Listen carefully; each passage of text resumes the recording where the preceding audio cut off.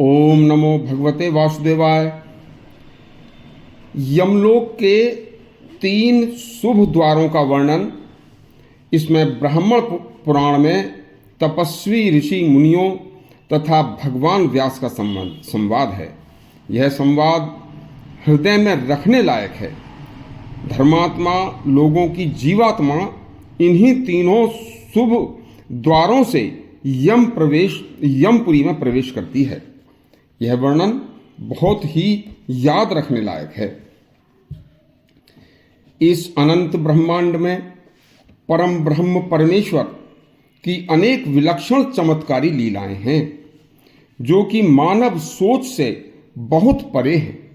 उस परमपिता परमात्मा ने सभी सूर्य, चंद्र, पृथ्वी तथा करोड़ों अरबों छोटी बड़ी पृथ्वियों और पिंडों को, ग्रहों को हवा में लटका रखा है।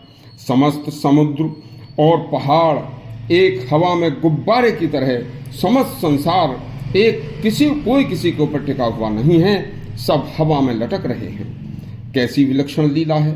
संसार में कोई भी वस्तु, पृथ्वी रूपी ग्रह या कोई चीज किसी के आश्रित नहीं है, किसी पर टिकी हुई नहीं है, सब हवा में है।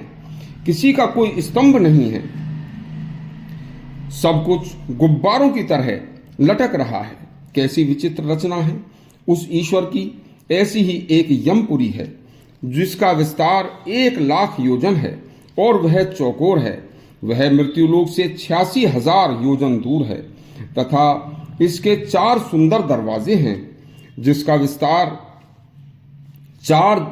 उसकी चार दीवारी हैं। चारों दीवारें स्वर्ण की हैं तथा यमपुरी का जो पूर्व द्वार है वह बहुत ही सुंदर और मनमोहक है। उस पूर्व द्वार से होकर केवल देवता, तपस्वी, ऋषि, महात्मा, योगी, गंधर्व, सिद्ध, यक्ष तथा विद्याधरों का प्रवेश होता है। यहाँ ऋग्वेद के मधुर शब्द, ऋषि महर्षियों का समुदाय, सत्यवादी धर्म, पूर्ण आत्माएं शोभा पाती रहती हैं। वहाँ हमेशा सुंदर मंद सुगंध वायु बहती रहती है।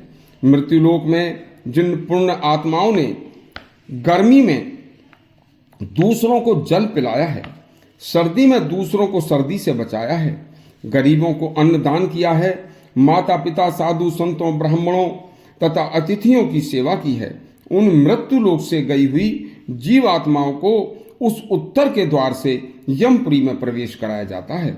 इसी प्रकार जो मनुष्य इस जन्म में दूसरों के लिए वीरता से मरे, जिन्होंने भगवान शिव की भक्ति की, जिन्होंने सभी तीर्थों में दर्शन व स्नान किए, जिन्होंने पंचाग्नि का सेवन किया, जिन्होंने स्वामी मित्र तथा परमार्थ किया, जिन्होंने गौ सेवा की और धन और बल का सदुपयोग किया, आम जनों को प्रभु का मार्ग दिखाया, हमेशा सत्य पर अडिग रहे, ऐसी आत्माओं को यमपुरी के पश्चिम द्वार से प्रवेश कराया जाता है तथा अपने शुभ फलों के कारण हजारों वर्ष तक स्वर्ग में सुख भोग कर फिर मनुष्य योनि में वे आत्माएं जन्म लेती हैं।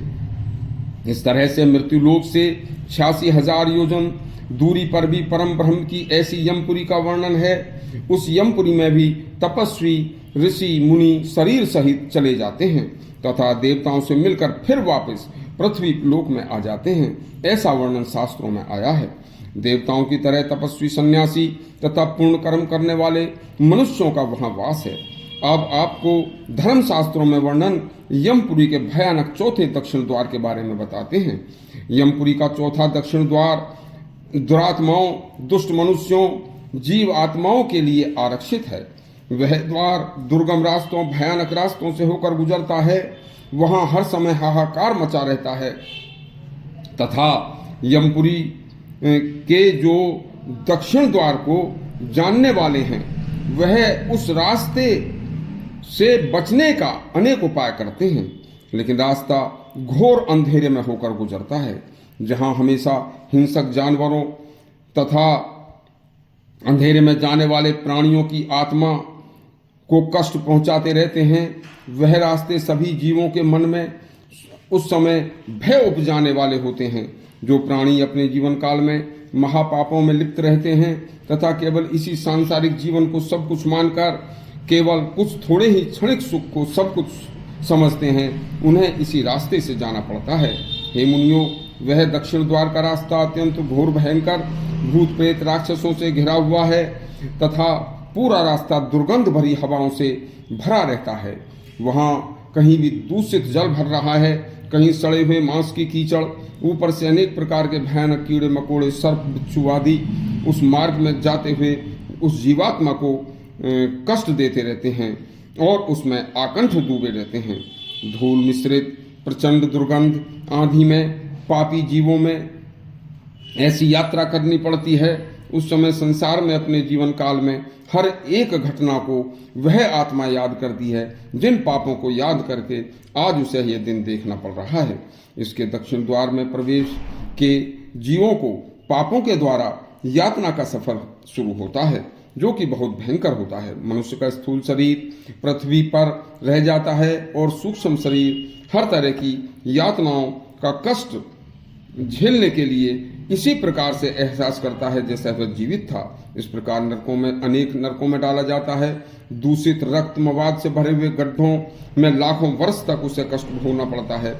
इसलिए उन कष्टों से बचने के लिए इसी संसार में धर्म पूर्वक जीवन और अपना कल्याण स्वयं कर सकते हैं। देखिए, कल के प्रसंग में भगवान व परलोक को नहीं मानने वाले लोगों को प्रमाण सहित समझाएंगे। इस तरह के कल्याणकारी प्रसंग सुनने के लिए हमारा चैनल सब्सक्राइब करें और घंटी दबाएं। धन्यवाद।